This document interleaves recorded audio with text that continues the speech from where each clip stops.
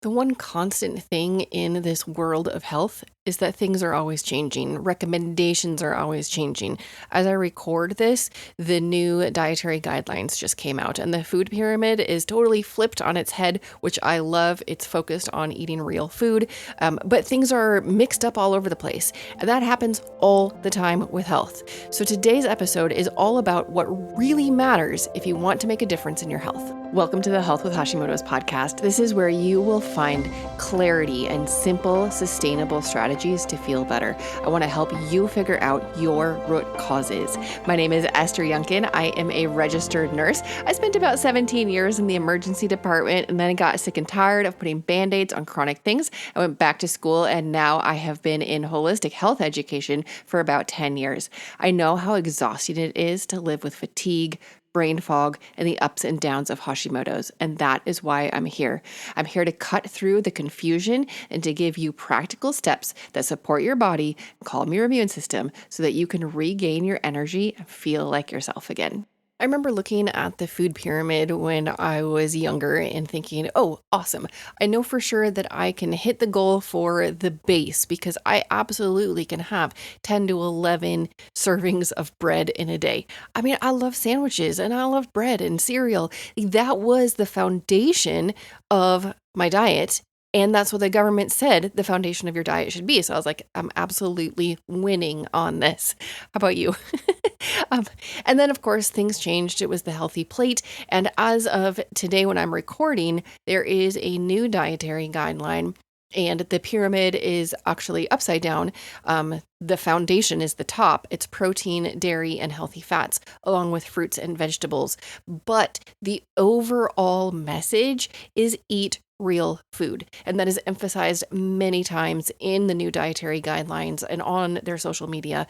And I love that. I love that they're going back to basics. But the thing is, in the health world, guidelines are always changing. I'm sure you can think of different examples that you have witnessed in your own life. So the question for today is, what actually matters? What matters for your health? And quick side note, if you are listening in real time, I am opening the Simple Habits program for the next 12 weeks. We start this weekend, which is January 10th and 11th. Last day to sign up is the 10th because I have to get my text messaging all set up so that I can send you the first text message on Sunday, January 11th. And then we go for 12 weeks working on one simple thing every week because that is what works. Simple things, sustainable things, that's what works to change your health. And in the Simple Habits program and everything that I do for you is to emphasize the foundations, to emphasize the things that are necessary to help healing happen. For example, cellular health. You have to have healthy cells. They are the building blocks of your tissues, of your organs, of everything. If you don't have cellular health, individual cells that are healthy, then other things are going to break down. So prioritizing cellular health is important for whatever your health goals are. I saw a post, maybe late fall, and it was talking about the microbiome, which I appreciate. I've been learning a lot about the microbiome, been really working on my own gut health and on my family. But one of the posts I read said, if you haven't fixed the leaky gut, if you haven't fixed the barrier, then all of the efforts to work on the microbiome are for naught. You can work as much as you want on the microbiome, but if you don't fix the leaky gut, if you don't fix the actual, like the tennis court sized 1 cell thick layer in your body, if you don't fix that, then the rest of it doesn't really matter. You're wasting your time and your money. Are you going to make a difference? Yes. But is it going to be long-term, and is it going to be as impactful as if you made the same changes after you worked on the gut lining? No, you have to work on that foundation first. So the gut lining is very interesting because when you eat something, it's obviously inside of you, right? It's part of your body. But at the same time, it's also still external to you. This passage from your mouth to your anus is technically still external. it doesn't get absorbed into the body until it passes through a barrier. And sometimes food and particles that shouldn't be passing through can get through that leaky gut. We want to make sure that that barrier is intact. So fixing that foundation is going to impact everything for gut health. And the thing about gut health is everything relates to gut health. Your mood, your hormones, your immune system, your energy, everything seems to be related to gut health. It's so impactful. So you go, you start at broad and then you keep dialing down like what matters, what matters, what matters. And it comes down to we have to fix that gut lining. And then we have to work on the microbiome. We have to work on our gut health because we want good health. There are a couple other things that are just as impactful. So I talked about cellular health and then fixing leaky gut. Another one is one that people don't think of often. I learned this from Dr. Troy Spurl. He is the founder and chiropractor at Synapse Center for Health and Healing. It is in Minnesota, where I live, and he is one of the smartest men that I have ever met and that I have ever learned from. He started teaching me this, probably like 20 years ago. He said that when you are living in a state of fear or hatred, your cells kind of fold over on each other and they cannot absorb the right nutrients. Your emotional state impacts your cells. And of course, then we're talking about cellular health again, but we're also talking about nutrients and absorption and what your body is capable of doing. So he wants everybody, in order to focus on healing and ultimate health, you have to also focus on forgiveness and trust and love. And those are not things that we talk about a lot in the health world. I know that when I am talking to somebody on a one-on-one coaching call, like I don't feel qualified to dig into their traumas and their emotional state and their relationships to everybody. Like, that is not my role. I am an RN. I am an educator. I am here to help you move forward with your next step on your health journey. And I love doing that one-on-one coaching. I do have openings in that one-on-one coaching right now. And that coaching, it begins with listening to your symptoms. Symptoms are often signals. They're messages that something needs attention, not silencing. It needs attention. So I'm not diagnosing, I'm not treating, I'm not prescribing. I'm not even helping you chase symptoms or offer quick fixes. But in that one-on-one work together, I'm helping you understand what your body is communicating. I'm helping guide you to create the conditions that support your body to regulate, to have more resilience, to have better energy, to feel like yourself again. When we're working together one-on-one, I'm helping educate you and support you. And of course, one-on-one, everything is deeply individualized. We're going to look at patterns. We're going to look at your stress, your nourishment, your sleep, your environment, your mindset, and to identify where you can make small and sustainable shifts that create meaningful change over time. We're going to look at the foundations. What really matters? What is most impactful? And I have learned over time that I need to know that we're working together over multiple weeks, because if it's just one, and I used to do this all the time, and I still struggle if somebody books just one-on-one coaching session with me, my biggest struggle is not overwhelming you. Because I know that there are, like in this podcast episode, we're talking about 3 different things that are super foundational for health. Like if you're not working on cellular health, then everything else really doesn't matter. If you're not working on gut health, everything else really doesn't matter. If you're not working on your emotional or spiritual state of forgiveness and trust and living in that security, then everything else doesn't really matter. So if somebody books just one coaching call, sometimes I struggle with giving you too much, and then you get overwhelmed and then you don't do anything. So for the best results, people book the 6-session package, because then it gives you time to implement, and it helps me know that, yes, we're going to get to it all. I don't have to overload you. We're going to get to it. We have the system. We're going to get to everything. There are some things that you have to implement. So obviously, thyroid is why you're listening to this podcast in the first place.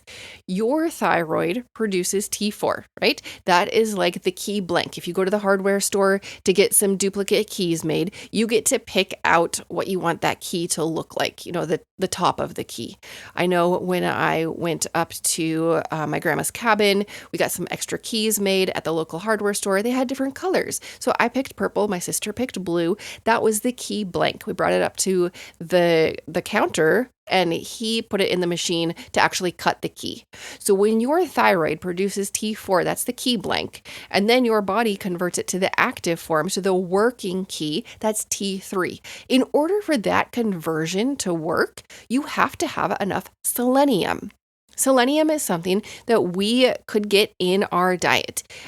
Selenium is rich, or Brazil nuts are rich in selenium. Like, that's the one thing that a lot of people mentioned. If you want enough selenium, make sure you're getting about 2 Brazil nuts every single day, because then you'll be getting that good amount of selenium, which is about 200.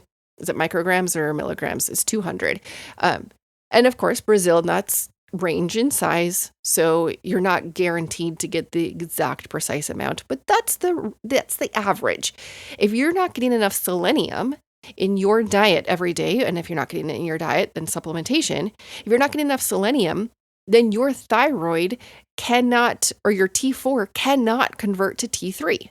And so if you're not getting enough of those active keys, the T3, then your cells aren't getting the thyroid they need, and things aren't working. That's one tiny little example of one thing you have to have in order for the thyroid to work. In order for your cells to get the active thyroid that each single cell needs to turn on, you have to have selenium. So that's one thing that we talk about in coaching. I have that flow sheet of nutrients and of supplements. Like, what is important? In one of the Facebook groups that I am in, somebody posted a week or two ago. She said, I'm spending $700 a month on supplements. What do I need to prioritize? I feel like this is a lot. And that is a lot. $700 is a lot. And so I sent her my flow chart. I said, this is how I help people prioritize what is important for your supplementation. And what's the extra? If you don't have a budget for $700 every month, that's completely understandable. And here is how to prioritize it. That's one thing that we work on in coaching. And selenium is important for thyroid function. So there are different things that matter. Like, you're not going to get healthy. You're not going to heal without prioritizing them. We talked about cellular health, talked about the gut lining, and then, of course, the microbiome within that gut lining, and then foundation of emotional or spiritual health, however you want to group that. Forgiveness, trust, and love. And that is not my specialty. If you need help with that stuff, I encourage you to find a counselor or a pastor, a biblical person who can walk you through that. I can point you to the Bible, we can talk about Jesus, and we can pray together, but really working on those deep issues of trust and love and forgiveness, I want you to be working with somebody who that is their specialty, and they can help you get to a place where your cells are open. Like Dr. Troy says, when you are living with fear and hatred and unforgiveness and bitterness, your cells kind of fold over and they're resistant to nutrients coming in. We want to make sure that we have cellular health, and cellular health is impacted by that emotional and the spiritual state. So there are different things that create your foundation of health. Another one is movement. I talked about this last week in the things that are out and the things that are in. Having a really long cardio session, it feels good sometimes. But what we have learned from the research is that if you have 60 minutes of activity in the day, 60 minutes all at once, or 60 minutes broken up into, 10 different 6-minute sessions, the one that's broken up throughout the day is going to have a better impact, a better result for your overall health than if you group that 60 minutes all together. So movement, especially movement scattered throughout the day, is foundational for our health. And some of that comes down to blood sugar regulation. And that, of course, goes back to cellular health. I think a lot of stuff goes back to cellular health. And I kind of love that because your cells are the basic building blocks, and we know that your cells need different things, but those different things are fairly standard. Like your cells need micronutrients, your cells need energy, and of course your cells need oxygen. They need to have the right things in the right amounts. And that's not as hard as we make it out to be. So let's focus this year on the simple things, on the foundational things, on the things that we can build on cellular health, on gut health, and on a living in a state of trust and love, and working on gratitude, something so simple. And we can implement that every single day, like a gratitude journal. That's just one simple thing. So I encourage you to work on the foundations. The rest is extra. The rest is fun, but the foundations really matter. And that is what the Simple Habits program is all about. If you are listening in real time, on January 8th, you have a couple days to enroll. If you're listening later in the future, I typically run the Simple Habits program a couple times a year, and I run it in real time. I'm going to send you a text message on every Sunday telling you what the simple habit is for this coming week. And then I send you a couple texts throughout the week to give you some encouragement, some support, to check in. And those text messages, it's actually me sending them, which is why I only run it a couple times a year, and also why I limit it to a certain number of people, because I need to be able to respond to everybody who texts back. Like I'm saying, how did you do today? And if 500 people reply to me, I'm not going to be able to personally send 500 messages out in the next reply, right? So the Simple Habits program, I love it. People get such good results with it because simple and sustainable. I think another reason that people get good results with this text-based program is because there's no pressure. I'm going to text you every week, but I'm not making huge goals, and this is not 75 hard. This is gentle. This is filled with grace. Like if you don't do something, there's no shame. There's no condemnation. There's just grace. And then we pick up next week. It's totally fine. My goal is to encourage you to make one small step at a time. Things that are simple and sustainable, things that are doable. And that is what the Simple Habits program is all about. That is what I work with for that one-on-one coaching. What is doable for you? What can I help you implement this next week? So head down to the show notes, click on the link for the Simple Habits program, or if you want that more intensive one-on-one coaching, the ideal, like I said, is that 6-session package, and you will book those about every other week, whatever works for your schedule. So head down to the show notes and click what is going to work best for you. I'll see you in the Simple Habits program or in coaching, or of course next week on the Health with Hashimoto's podcast. This podcast is for informational and educational purposes only. Please discuss any changes with your trusted healthcare provider. To take your next step, join our school community and explore the courses available there. You do not have to figure your health out alone. So that is school, SKOOL.com, and it is the Health with Hashimoto's community. I'll see you next time on the Health with Hashimoto's podcast.